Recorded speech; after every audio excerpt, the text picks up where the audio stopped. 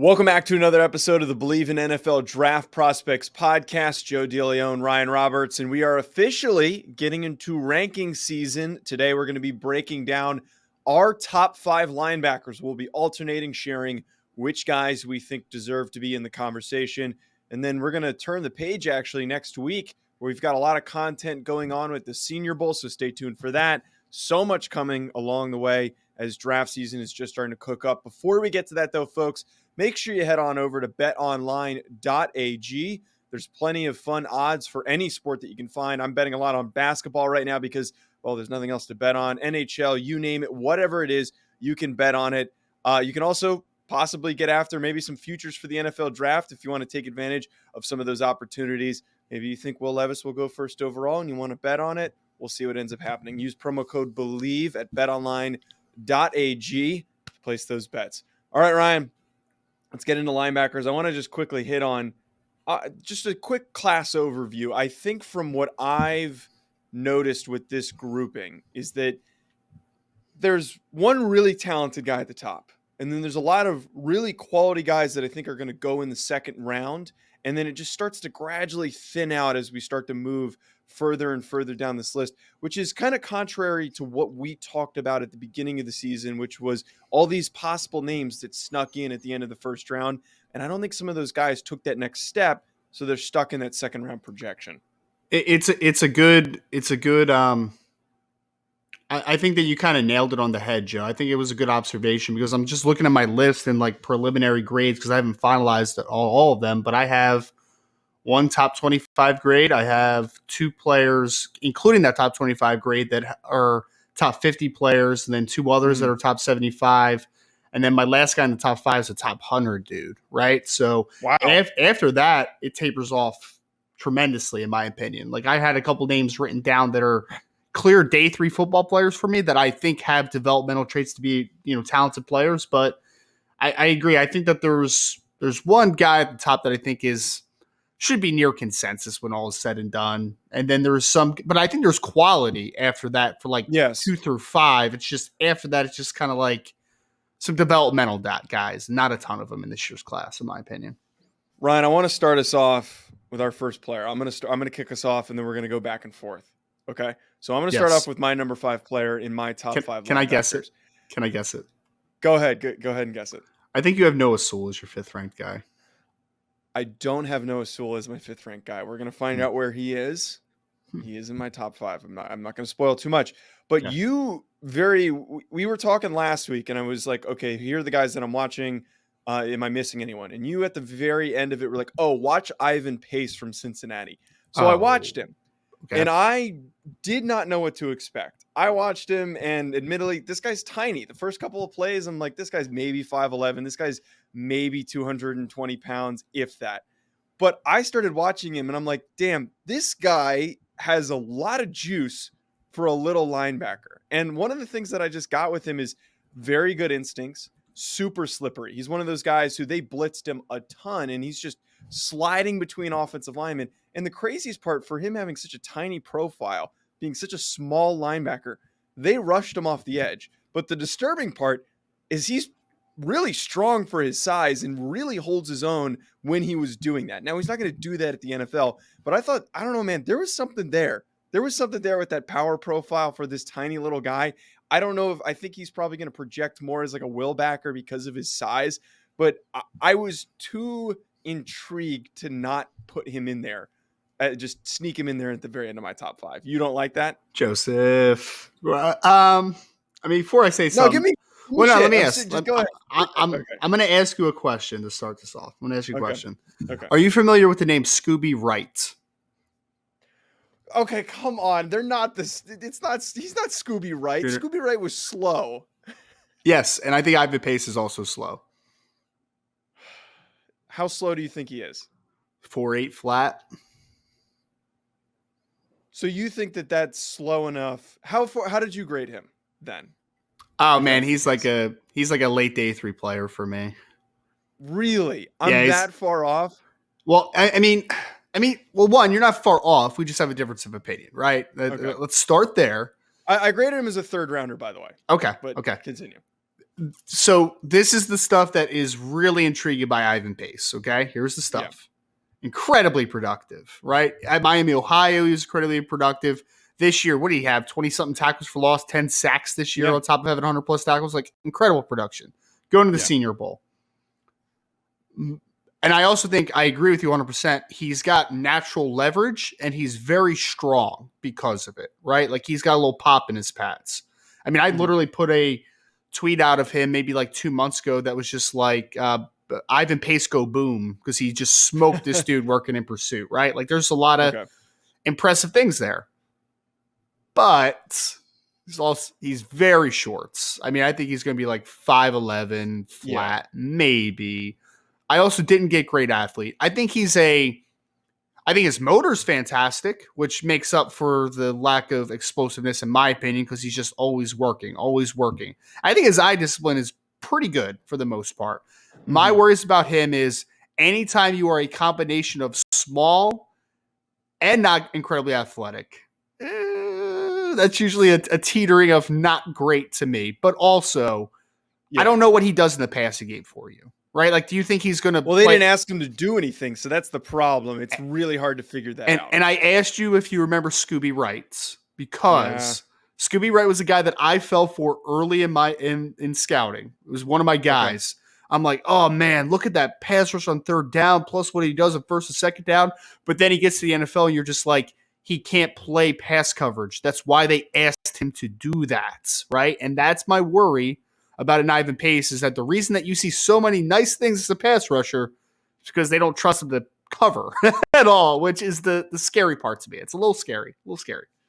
I hope that's not the case. Yes. I will say, I think I see him as just a slightly, not like significantly, like slightly better athlete is why I'm willing to throw him in there. And I admittedly, I had him over Jack Campbell. I really like Jack.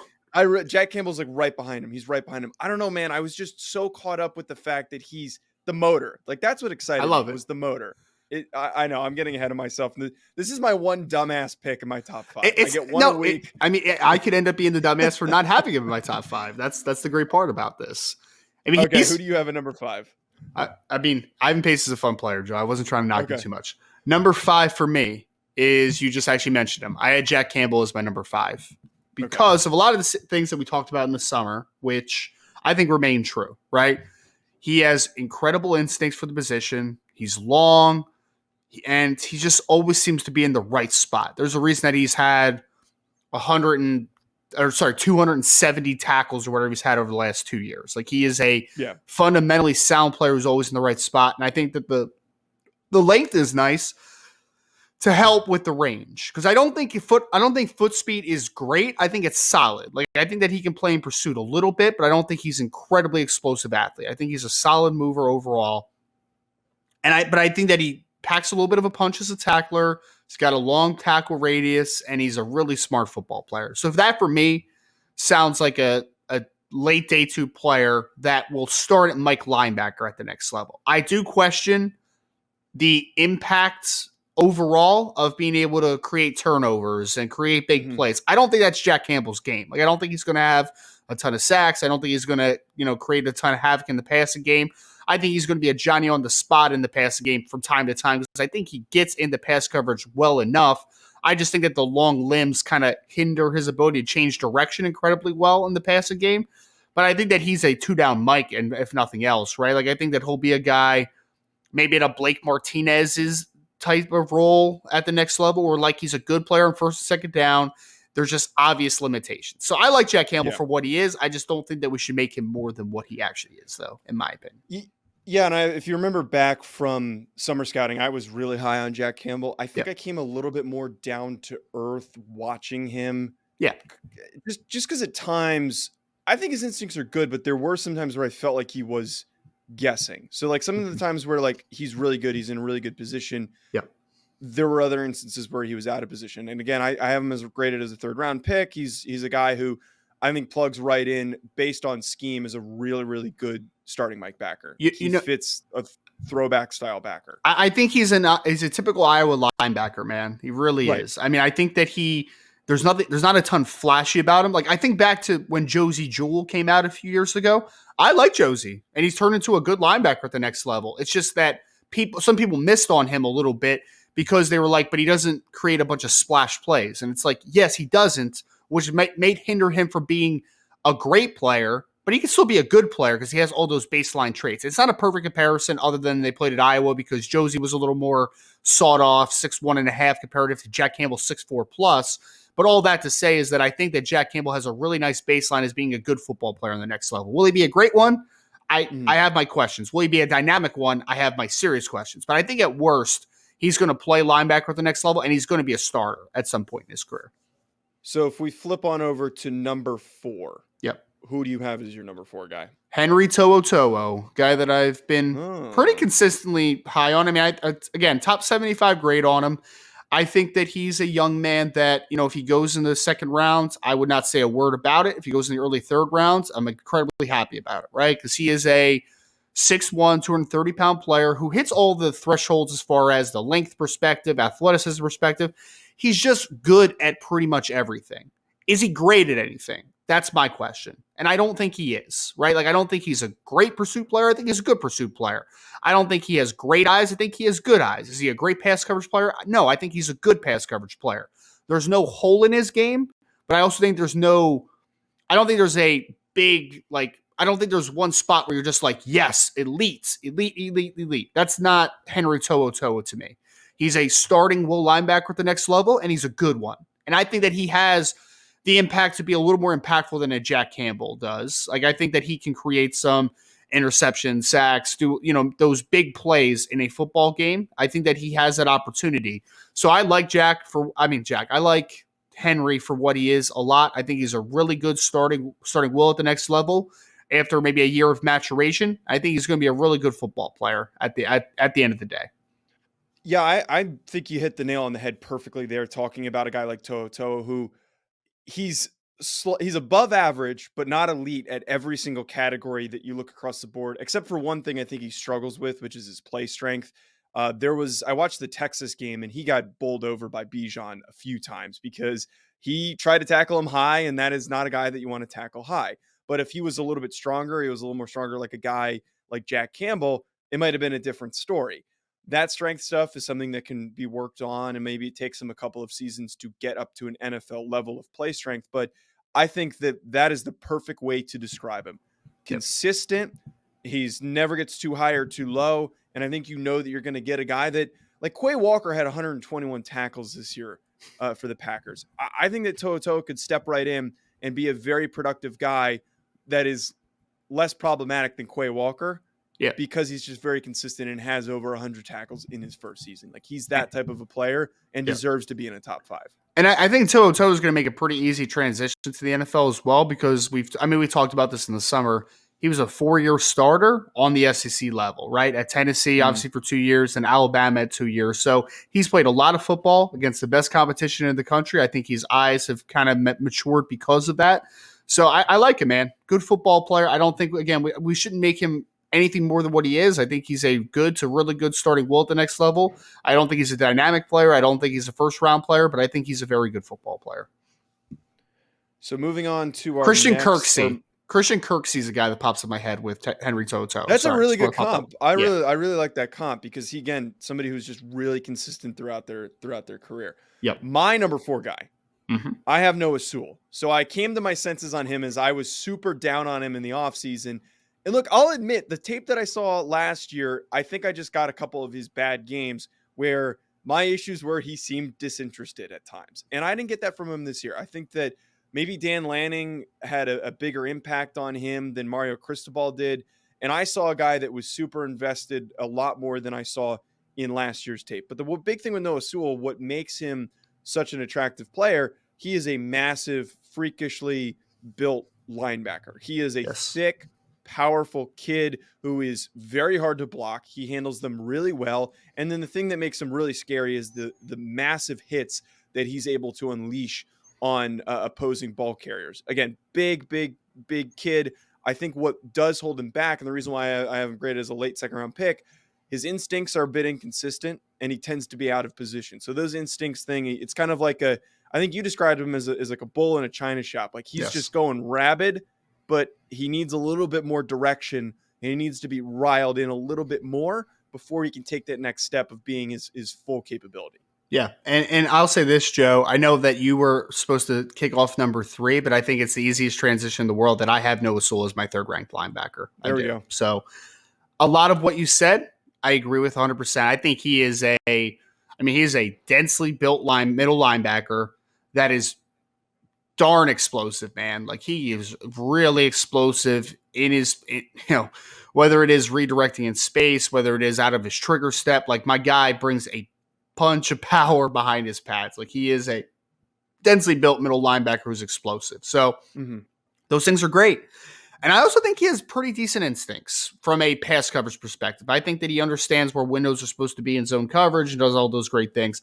And I also believe, and I don't know if we agree 100% on this or disagree 100% on this, but I believe that he has pretty good eyes in the run game. I just think he's over aggressive a lot. Like, that's my thing. Yes, I think that that's a really good way to break that down. Yeah. I wouldn't say he's got good eyes. I think at times he can make a lot of plays in the run game, but the over aggressiveness stuff does pop up. And I said this I think I said this on a previous show on this show. I do too many shows. I can't keep up with what show I say it on. That one of the best things I had a coach say to me, and our coaches at Rhode Island used to say it all the time on special teams, and this applies to everything. I'd rather you make a mistake at 100 miles an hour than you not go full speed or put in full effort.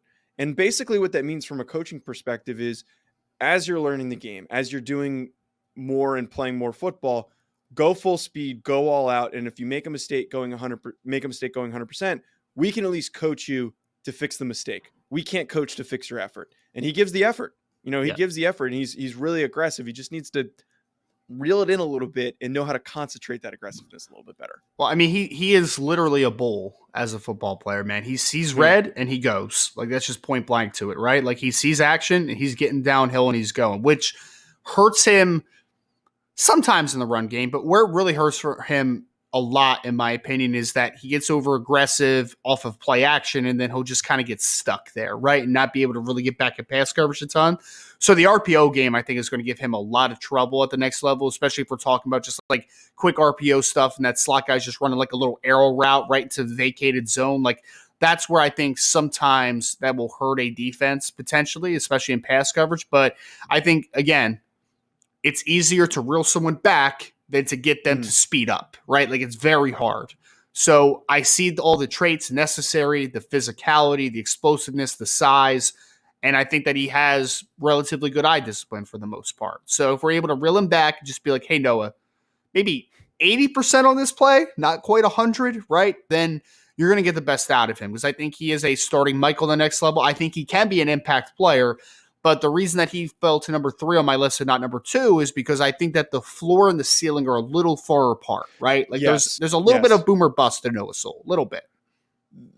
That was one of the big hangups I had in the summer, is that I feel like he could just not figure it out. And then he's a guy that you're watching on a week-to-week basis on your favorite team, and you're like, oh, no, just completely blew his spot again and allowed a 60-yard rushing touchdown because he was out of position. Right. Like, that's the type of guy that he has. But at the same time, you could watch him every week and like, wow, he just forced another fumble. Wow, he just had 12 tackles again. He's the exact opposite of what Henry Toto and Jack Campbell were on this list for us, right? Is that they'll make the routine play and they'll make the consistent play. Noah Sewell will miss some of those, but then he'll make the splash play that forces a turnover, makes a big tackle for loss. He's a splashy player, and if you can get that splash with a little more consistency, I think you've got a really good football player. So, Ryan, just to save the sake of us not having to reiterate points, I had Henry Toto at number 3 ahead of Sewell. I'm a little bit more willing to bank on the consistency than I am for the ceiling of Sewell. And I think it sounds like we're on the same page. It's just we value one thing slightly ahead of the other. I don't think we're very far off with either of these two guys. But with that in mind, Ryan, I want to get to my number 2 player, who I have been texting you about this guy an annoying amount, and I've been bugging you so much about him. This is my guy in the class. I love Trenton Simpson, and we're going to talk about him in a second. But number 2 for me, man, is Drew Sanders from Arkansas. I had seen people talking about him on Twitter, and when I was doing my linebackers last week, I was like, let's check out this Drew Sanders kid. I didn't watch him over the summer. I don't really know a whole lot about him.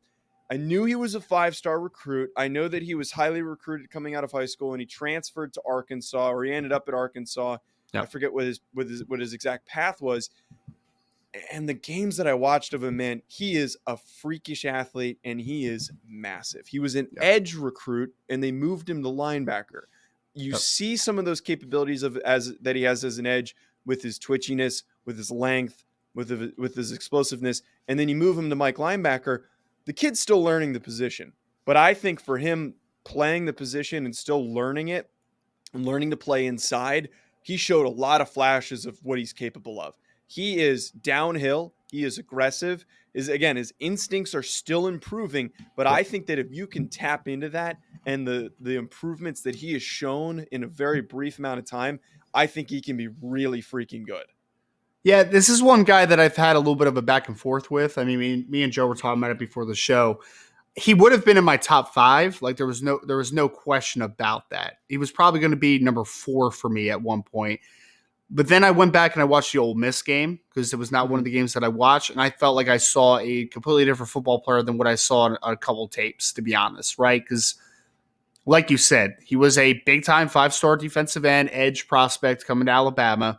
He actually played a lot 2 years ago across from Will Anderson. But then Dallas Turner comes in and, the transition happens. And then he ends up at Arkansas and you're just kind of like 6'5", 230 something playing inside linebacker is a little bit funky, right? Like that's not right.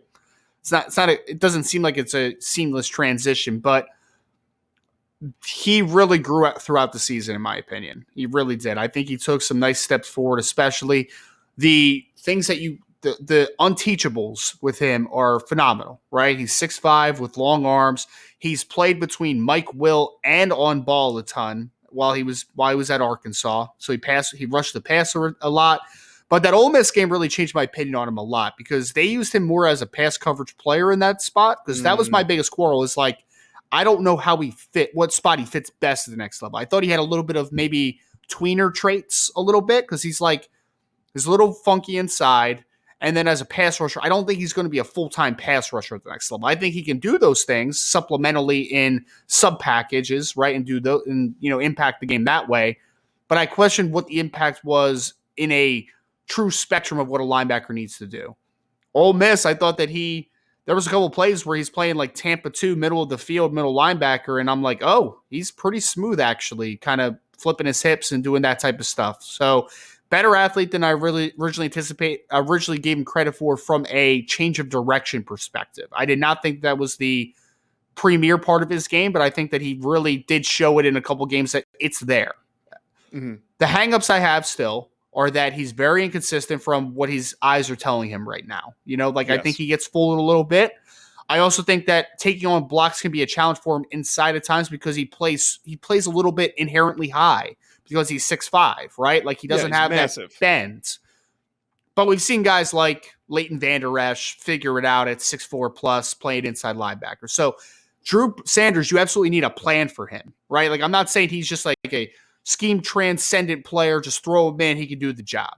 But what he can do, I believe, is be a Swiss Army knife for a defense. There's going to be times where, as a sub-package rusher, he could blitz an A or a B gap or even line up on the edge. There's going to be a base, will alignment for him, maybe even play Mike down the road as he continues to add weight to his frame. So I think that there definitely needs to be a creative defensive coordinator for a Drew Sanders, but if he lands with one, I do think he has some really good traits to work with, and I think that he has a profile where he can impact the game in a lot of ways.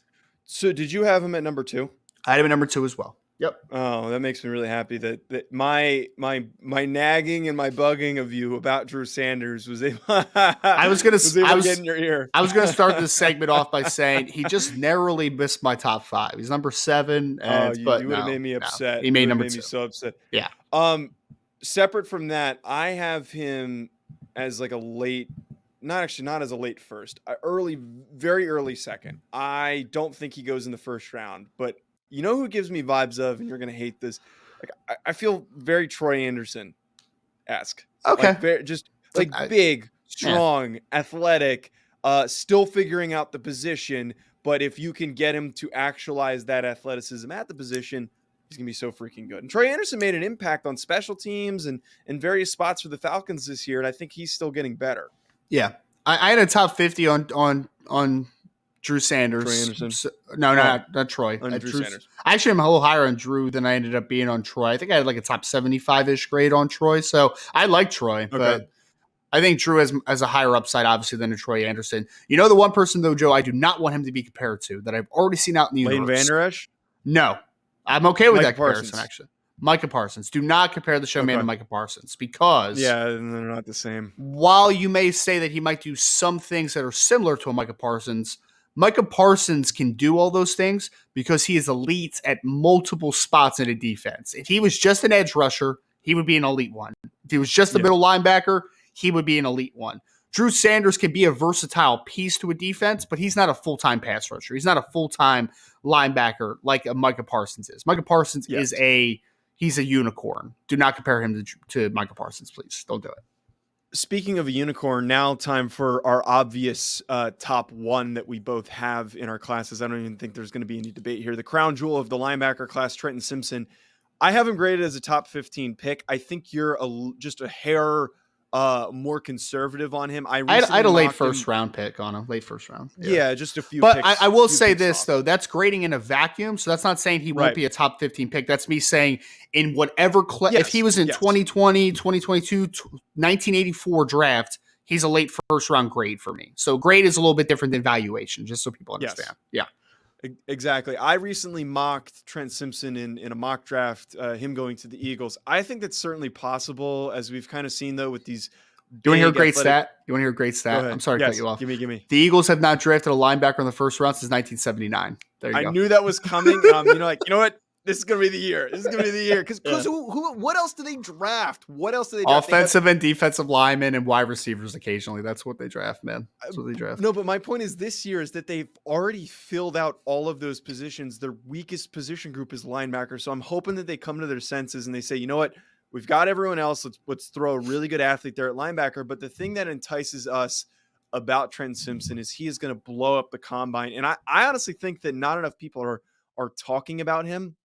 I saw some people, and it's not like super reputable. It's more like hobbyist Twitter accounts that were grading him as like a second round pick. And like, I don't get that. I think he's got strong instincts. They're not like elite level instincts, but strong, really good instincts when he trusts himself. Mm-hmm. I see a guy that is always in position to make tackles. He's got great closing speed, and actually great's not even, doesn't even do justice. Elite closing speed and acceleration. There is one play where he zooms to track down Drake May, who he himself is a pretty good mover, again, when they played North Carolina. So he checks every box, man. I think you draft him. He immediately is a high impact player. You can move him around. He is, to the cliche, a chess piece that can play on the edge, can play in the middle, move him around, have fun, let the kid go make plays. He's exactly that.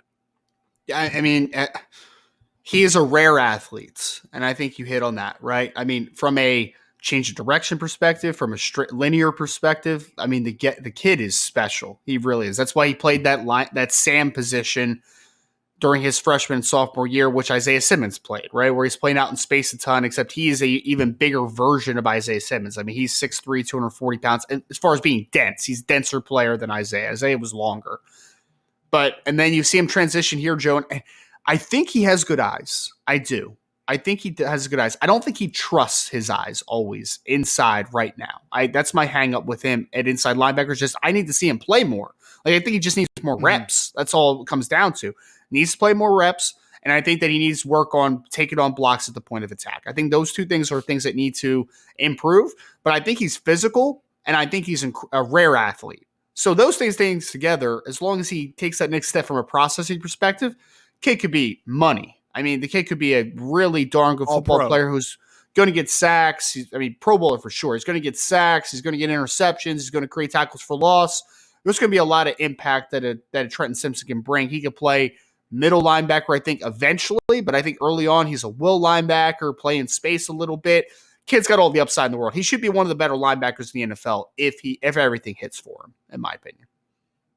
Yeah, Trenton Simpson's fun, and anyone who is unwilling to acknowledge that, please go just watch some highlights. I'm just saying, go watch this kid play, because his highlights are going to be the best in the class, without a doubt, which makes him such an exciting prospect in this class. Ryan, that's a good note to wrap us up on. Coming up, I think our next show, the goal is we're going to do a little Senior Bowl preview, and the next week we're going to do some Senior Bowl reactions, so stay tuned for that. Make sure you're subscribed. Don't miss out. At Joe DeLeone, at Rise and Draft. We'll be back with more. Enjoy the rest of your week, folks.